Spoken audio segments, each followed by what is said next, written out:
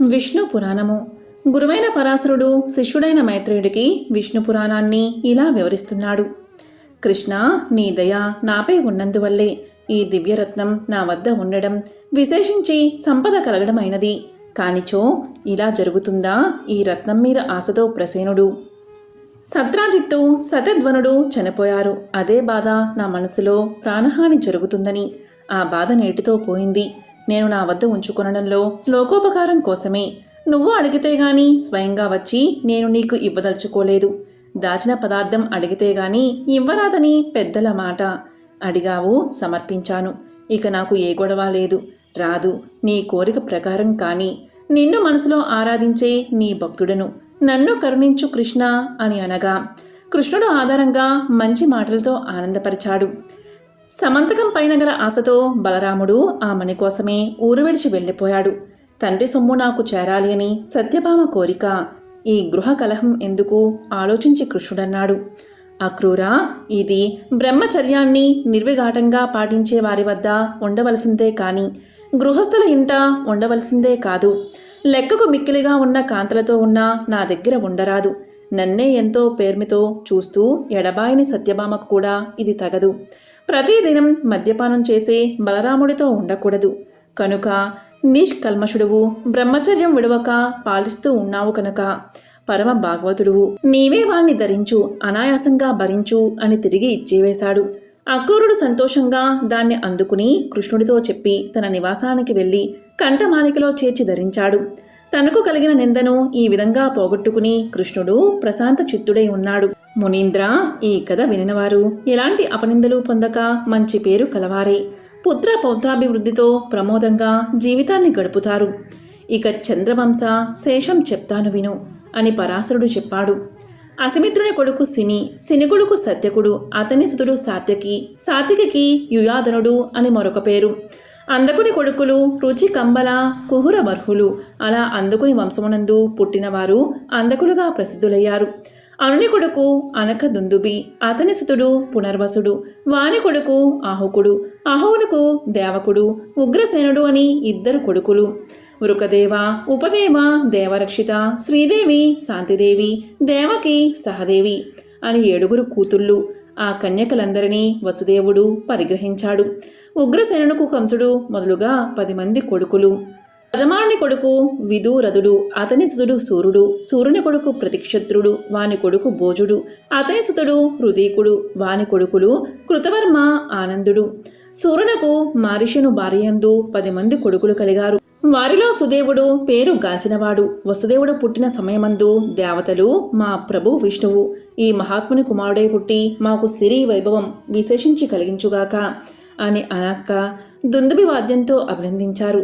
ఆ విధంగా వసుదేవునకు అనక దుందుబి అనే పేరు కూడా ప్రసిద్ధి అయింది. ఆ వసుదేవునికి చెల్లెళ్ళు 5. పృథ, శృతదేవ, శృతకీర్తి, శృతస్రవ, రాజాదిదేవి అని వారి పేర్లు.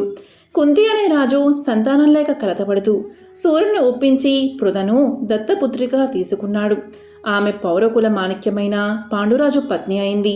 ధర్మరాజు వరంచే ఒక కొడుకుని, వాయుకృపచే ఒక కొడుకుని, ఇంద్రవరంచే ఒక పుత్రుణ్ణి కన్నది. ధర్మరాజు, భీముడు, అర్జునుడు అని వరుసగా వారి పేర్లు. పెళ్లి కాకముందు సూర్యవరంచే ఒక కొడుకును కన్నది. వాని పేరు కర్ణుడు. అంగదేశ ప్రభువుగా ప్రసిద్ధుడు. ఆమె సవతి, మాద్రి. దేవవైద్యులైన అశ్విని దేవతల వరంచే 2 కొడుకులను కన్నది. నకులుడు, సహదేవుడు అని వారి పేర్లు. వృద్ధధర్ముడు అనే కరూస దేశాధిపతి శృతదేవును పరిగ్రహించాడు. వారికి 5 కొడుకులు. అవంతిరాజు రాజాదిదేవుని చేపట్టాడు. ఆ దంపతులకు 2 కొడుకులు. విందుడు, అనువిందుడు అని వారి పేర్లు. చేదీరాజు దమఘోషుడు శృతస్రవను పెళ్లాడాడు. ఆ దంపతుల కొడుకు శిశుపాలుడు. వైకుంఠంలో సనక సనందనాథులచే శాపానికి గురైన జయా విజయులు.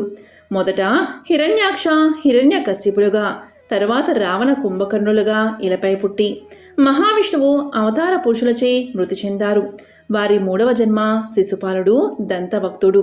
చిన్ననాటి నుంచి విష్ణు విరోధులై ప్రవర్తించి కాలానుసారంగా ఆ హరిచే ప్రాణాలు పోగొట్టుకున్నారు.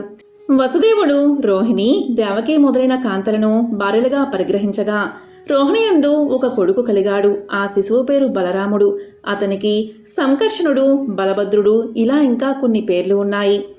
దేవకీదేవికి కలిగిన 6 కొడుకులను కంసుడు చంపాడు.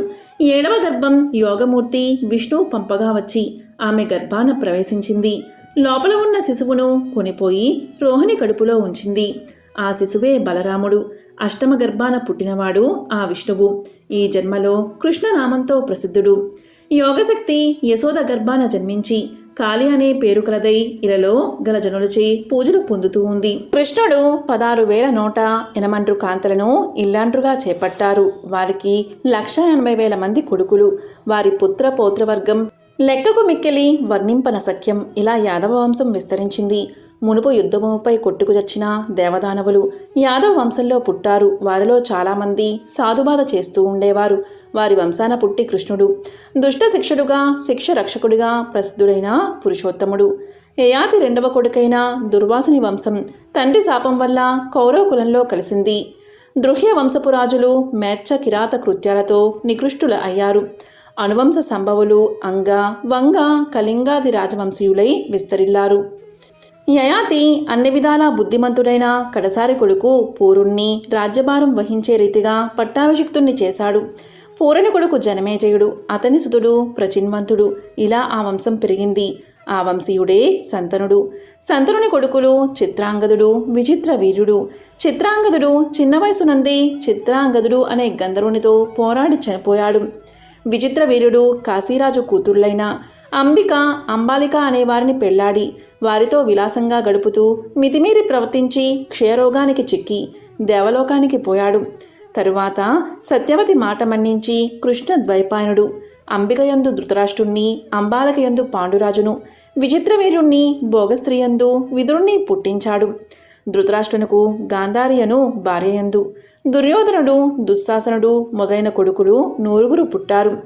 పాండురాజునకు కుంతేను భార్యందు ధర్మరాజు, భీముడు, అర్జునుడు అనే 3 కొడుకులు, మాద్రి అనే చిన్న భార్యందు నకులుడు, సహదేవుడు అనే కొడుకులు దేవాంశ వల్ల పుట్టారు. ఆ పంచ పాండవులకు ద్రుపదరాజనందన ద్రౌపది ధర్మపత్ని అయింది. ఆమె యందు ధర్మరాజునకు ప్రతివింధ్యుడు, భీమునకు శృత సోముడు, అర్జునకు శృతకీర్తి, నకులకు శతానీకుడు, సహదేవునకు శృతధర్ముడు అనే కొడుకులు కలిగారు. వారికి ఉప పాండవులని వ్యవహారం.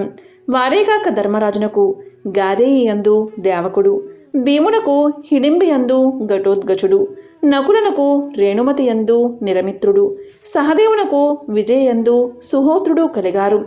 అర్జునకు ఉలోచియందు ఇలావంతుడు, చిత్రాంగదయందు బభ్రువాహనుడు, సుభద్రయందు అతి బల పరాక్రముడైన అభిమన్యుడు కలిగారు. అభిమన్యునకు ఉత్తరయందు పరీక్షితు కలిగాడు. ఆ పరీక్షితు కురువంశ రాజ్యాధికారి అయ్యాడు. పరీక్షితుని కొడుకు జనమేజయుడు. అతడు ధర్మశీలుడు, వేదవ్యాస శిష్యుడైన వైశంపాయనుడి వల్ల మహాభారతం విని అనేక యజ్ఞాలు చేసి ప్రస్తుతం రాజ్యం ఏలుతున్నాడు అని చెప్పి భూతకాలంలోనూ వర్తమాన కాలంలోనూ గల రాజుల వంశచరిత్ర వగైరా చెప్పాను. ఇక భవిష్యత్తు రాజుల సమాచారం చెప్తాను విను అంటూ విష్ణు పురాణాన్ని గురువైన పరాశరుడు శిష్యుడైన మైత్రేయుడికి వివరిస్తున్నాడు. విష్ణు పురాణము. ఓం నమో నారాయణాయ.